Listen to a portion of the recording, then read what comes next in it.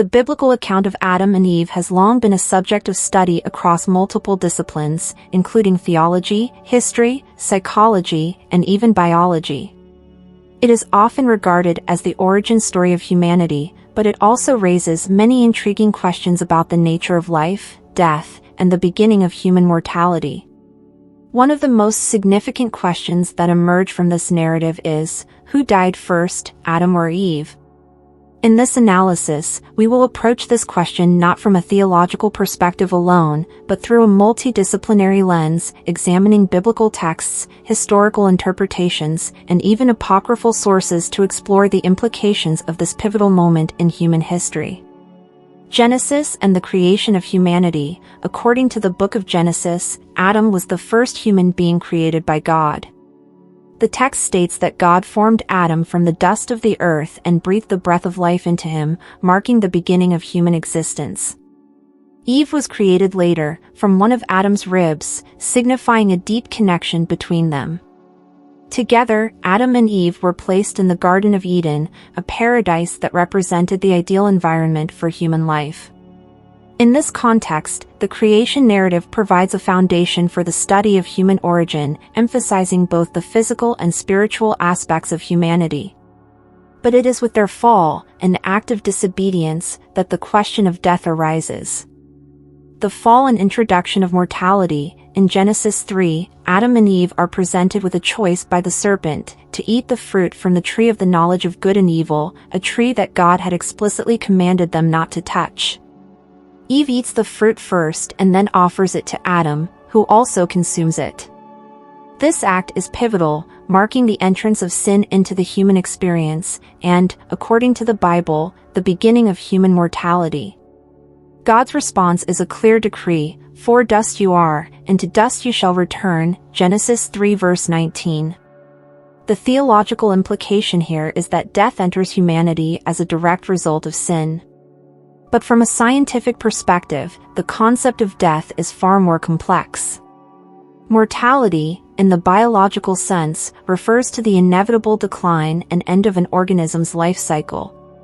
While the story emphasizes the spiritual death that results from the fall, the physical death that follows is a significant event in human history. The longevity of Adam and the silence of Eve's lifespan. One of the more fascinating aspects of the biblical account is the longevity attributed to Adam.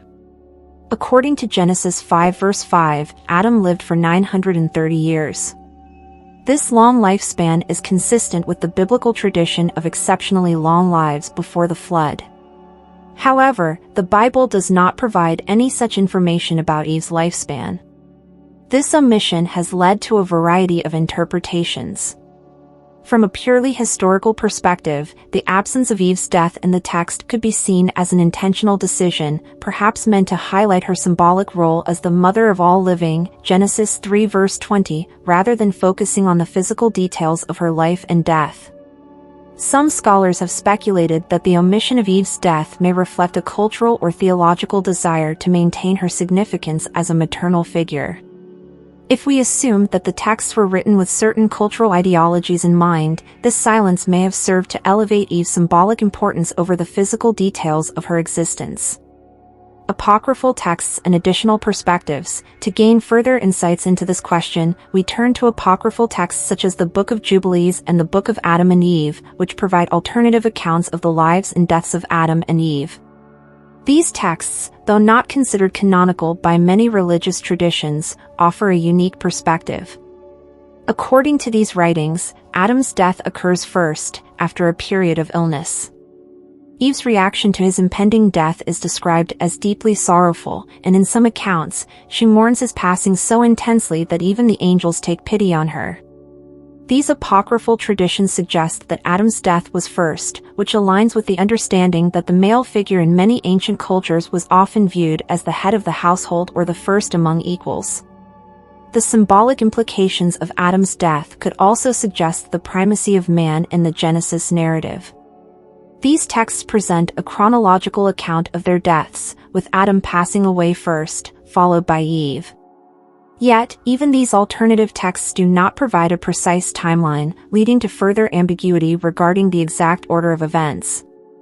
Spiritual versus physical death. While the biblical account of Adam and Eve focuses primarily on their spiritual fall, the question of who dies first has implications for understanding the nature of death itself. In many theological traditions, spiritual death refers to the separation of the soul from God due to sin. This idea is particularly relevant when considering Eve's act of disobedience. By eating the forbidden fruit, Eve symbolically initiated the fall from grace, an act that could be interpreted as a form of spiritual death. Although the physical consequences of death were delayed, the rupture in their relationship with the divine marked an irreversible shift in human existence. From a scientific standpoint, spiritual death might not be a quantifiable event, but its symbolic significance in the context of human psychology is profound. The concept of separation from the divine could be seen as a psychological rupture, a loss of meaning or purpose that often accompanies moments of profound existential crisis. This spiritual death, which occurred first through Eve's decision, is just as important as the eventual physical death of both figures. The role of sin and redemption. In Romans 5 verse 12, Paul states, "Therefore, just as sin came into the world through one man, and death through sin, and so death spread to all men because all sinned." This verse highlights the theological understanding that sin, and by extension death, entered the world through the actions of Adam and Eve. But scientifically, we must also acknowledge the biological reality of death. It is a process governed by the laws of biology, cellular decay, and genetic factors. Yet, the Bible presents a paradox. Spiritual death entered through Eve's act of disobedience, but it is through Adam that death spread to all of humanity. This interplay between the spiritual and physical aspects of death presents a complex narrative that blends theological ideas with the biological reality of human existence. Ultimately, the question of who died first, Adam or Eve, does not have a straightforward answer in the biblical texts. Theologically, both experienced death in different ways. Eve's spiritual death occurred through disobedience, while Adam's physical death, marked by his old age and recorded lifespan, came later. The physical death of Eve, if indeed it followed Adam's, is not recorded with certainty, but her role in initiating the fall could be seen as a type of death in itself. Conclusion: the story of Adam and Eve is more than just a mythological tale of humanity's origins. It is an exploration of life, death, and the complexity of human existence. Through a scientific and analytical lens, we understand that death, both physical and spiritual, plays a central role in the narrative. While the Bible leaves us with questions about the exact timeline of their deaths, the overall story provides profound insights into human nature, morality, and the consequences of our actions. In the end, the question of who died first may not have a simple answer, but it serves as a starting point for deeper reflection on the human condition, the nature of mortality, and our relationship with the divine.